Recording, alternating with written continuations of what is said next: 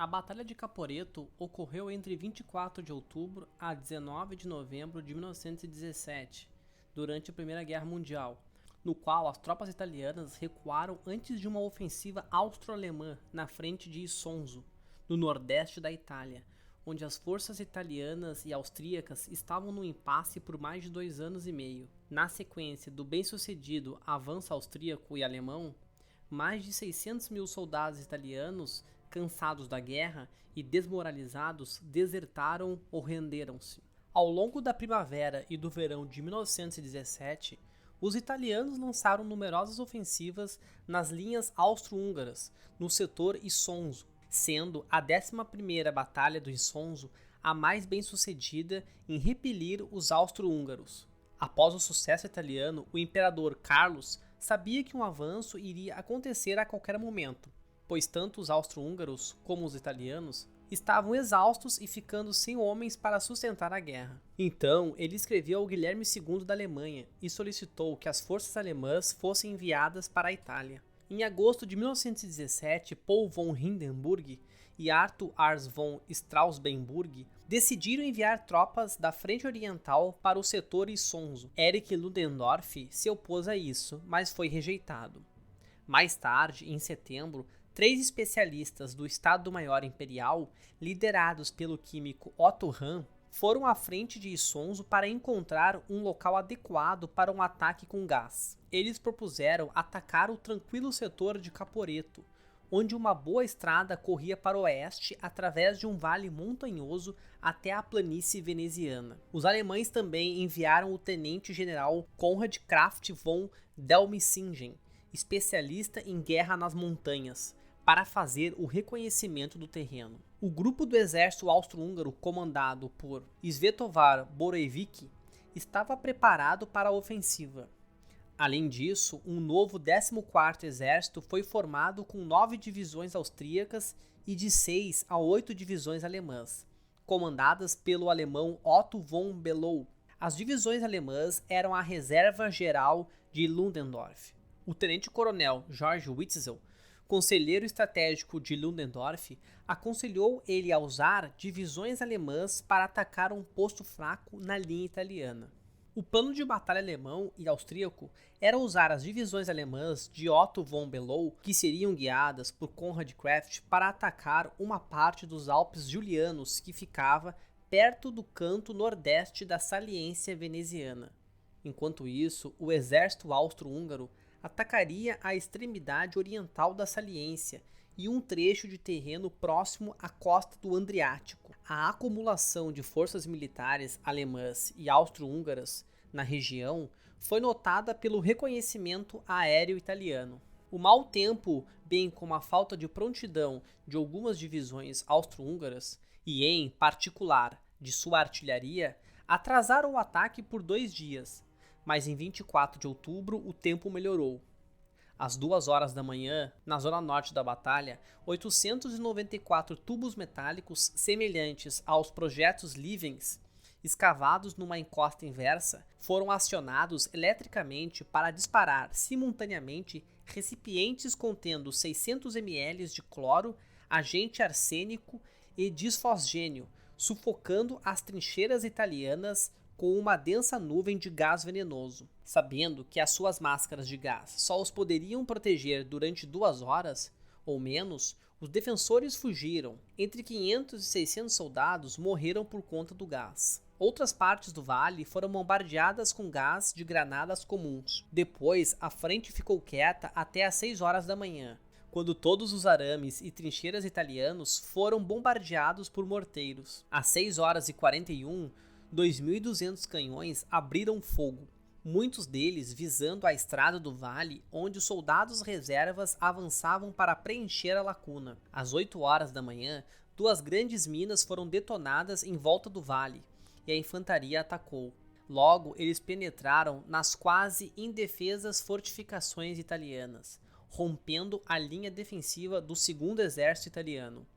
Para proteger os flancos dos atacantes, as tropas alpinas infiltraram-se nos pontos fortes e nas baterias ao longo das cristas das cordilheiras, estabelecendo as linhas telefônicas à medida que avançavam, para manter contato com a sua artilharia. Unidades de Stormtrooper, especialmente treinadas e equipadas, lideraram os ataques, fazendo uso do novo modelo alemão de metralhadora leve MG-08, morteiros leves de trincheira, canhões de montanha, lança-chamas e granadas de mão.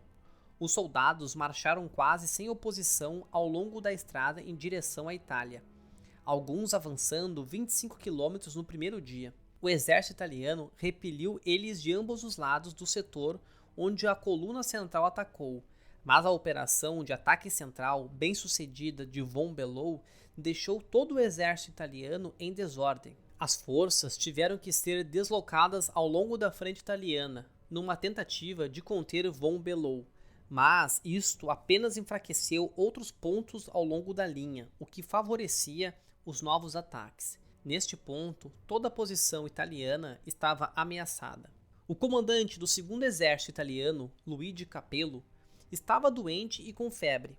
Reconhecendo que suas forças estavam mal preparadas para este ataque e estavam para ser derrotadas, Capello solicitou autorização para se retirar para o rio Tagliamento. Luigi Cadorna, que acreditava que a força italiana poderia se reagrupar e resistir, negou o pedido. Finalmente, em 30 de outubro de 1917, Cadorna ordenou que a maioria da força italiana recuasse para o outro lado do rio. Os italianos levaram 4 dias inteiros para cruzar o rio e a essa altura os exércitos alemão e austro-húngaro estavam em seu encalço, emboscando os defensores sempre que podiam. Eventualmente, os soldados italianos em retirada conseguiram romper o cerco austro-alemão e recuar. Então, em 2 de novembro, após o ataque do 4º Batalhão do capitão Emil Red, do 4º Regimento da Infantaria da Bósnia, a 55ª Divisão de Infantaria Austro-Húngara estabeleceu uma cabeça de ponte através do rio Tagliamento. As linhas de abastecimento alemãs e austro-húngaras foram esticadas ao ponto de ruptura e incapazes de lançar outro ataque para isolar uma parte do exército italiano contra o mar Adriático. Cadorna conseguiu recuar ainda mais e em 10 de novembro estabeleceu uma posição no rio Piave e no Monte Grappa. Mesmo antes da batalha, a Alemanha lutava para alimentar e abastecer os seus exércitos no campo. O bloqueio aliado ao Império Alemão, que a Marinha não conseguia quebrar, levou à escassez de alimentos e à desnutrição generalizada na Alemanha e nas potências centrais em geral. O abastecimento inadequado, bem como as cansativas marchas noturnas preliminares à Batalha de Caporetto, afetaram as forças alemãs e austro-húngaras. Apesar destes problemas logísticos, o ataque inicial foi extremamente bem sucedido. Contudo, à medida que a área controlada pelas forças combinadas das potências centrais se expandia, uma capacidade logística já limitada foi sobrecarregada. Quando o ataque atingiu o rio Piave, os soldados das potências centrais estavam com poucos suprimentos e sentindo os efeitos da exaustão.